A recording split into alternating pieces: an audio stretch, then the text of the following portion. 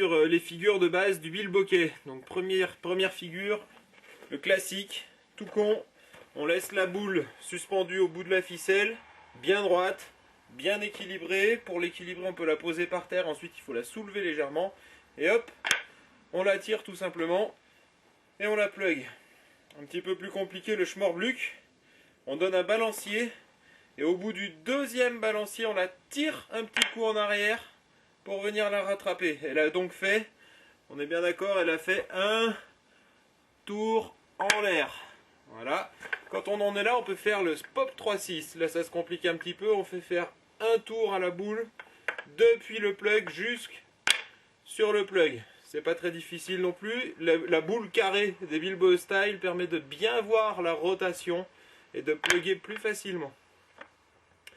Autre figure de base, le Unnatural to Table. On va partir. Alors le Unnatural d'abord. Au lieu de faire un schmorbluck dans ce sens-là, on va faire un schmorbluck entre le bras et soi-même. La boule va venir sur le mât. Pour ça, il faut donner un petit coup vers l'avant et l'horizontale pour soulever la boule. Hop là. Ensuite, on peut faire le Unnatural to Table, qui est une figure assez facile et assez logique. Le table, c'est quand on pose la boule sur l'embase du mât, en retournant le mât. Donc, le Unnatural to Table, qu'on peut logiquement enchaîner avec le Pop 3-6, le Table Pop 3-6, tout classique.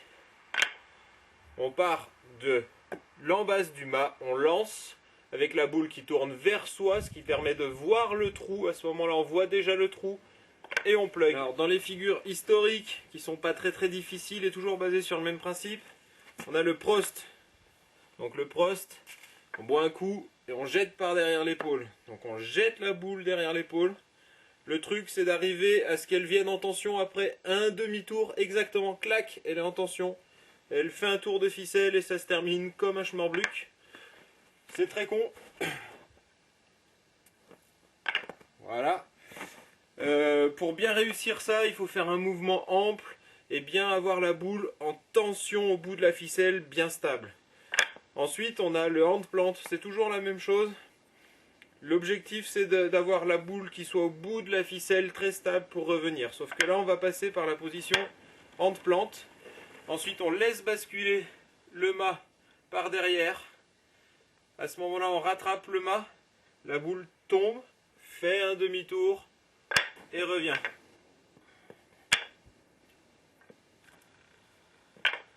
Voilà. Dans les figures,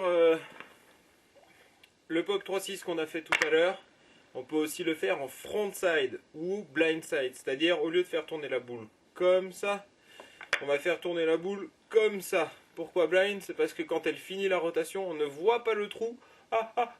Et on y arrive quand même. Voilà, on y arrive quand même quand on y arrive. Après, on peut le varier sur les côtés. Il y a quelque chose qui n'est pas très compliqué qu'on peut faire pour commencer le bilboquet. C'est un passage en opposite. Et là, on tient le bilboquet derrière. Et on revient en faisant un Pop 3-6. En fait, c'est un Kenobi, mais il est simple. On revient en faisant un Pop 3-6.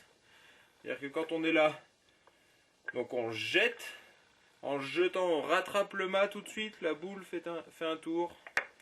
Et on rattrape. On le fait là. Voilà. Pour varier les enchaînements, on peut faire des swaps. Changer de main, partir de la main droite, arriver à la main gauche. Le plus classique, c'est le swap Pop 3-6. Voilà, tout simple. Alors, ça peut être par exemple un enchaînement intéressant, c'est de l'enchaîner avec un Unnatural to Table. Unnatural to Table, d'accord. Et le swap Pop 3-6. C'est pas très compliqué. Après, on revient avec un Pop 3-6 swap. Et voilà, on a fait 3 figures et c'est le début du commencement des enchaînements en bilboquet.